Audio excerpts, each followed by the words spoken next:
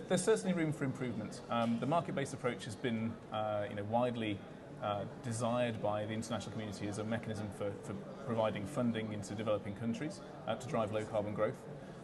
There are some problems with the demand side of the market, particularly with the global financial crisis reducing demand and reducing energy consumption in developed countries. And so there are some structural issues with the market at the moment, and there are also wider concerns about the need for carbon to drive broader development activities. I mean, just at a time where perhaps we need carbon markets most because of the economic slowdown, it's when they're, as you say, not working as well as they could do. Is that one of the structural problems with them, that when we need them most, then they're not perhaps performing as well as they could do?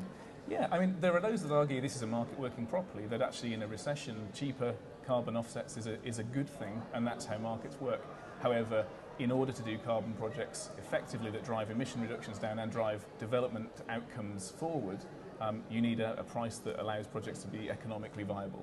So there is some work that needs to be done really looking at the demand side. So how can we create higher ambitions in terms of the targets that countries take and the work that corporates do alongside that in the voluntary market. Right. And is that work being done? Is it being done here within the confines of the COP18 and beyond? I mean, where is the work being done? Where is the restructuring happening? Certainly here it's very important that countries take an ambitious approach to the emission reductions and the targets they're prepared to take and commit to targets under Kyoto or whatever follows Kyoto. The corporates that are working alongside governments and with governments in this are also playing a vital role, giving them license to regulate, if you like, and to adopt targets for themselves. Right. We're talking a little while about land use markets. Explain what that means, explain how that's going to benefit the climate change debate, especially in developing countries. Well, deforestation is a huge contributor to global warming and climate change more broadly.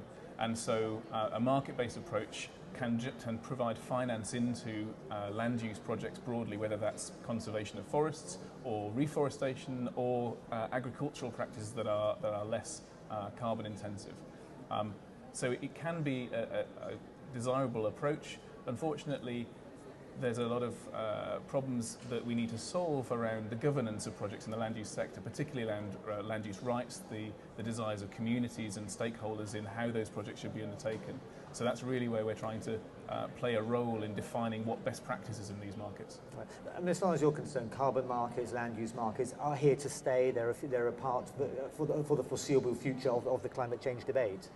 Absolutely. It's important that we recognise that the scale of finance that we need to get into land use markets is delivered, and the best way to do that is by channeling private sector money as well as government money, and markets have been proven as the best way of delivering that. What we've got to do is make those markets work and put the governance mechanisms in place that will drive those forward in a way that creates trust amongst all the different stakeholders.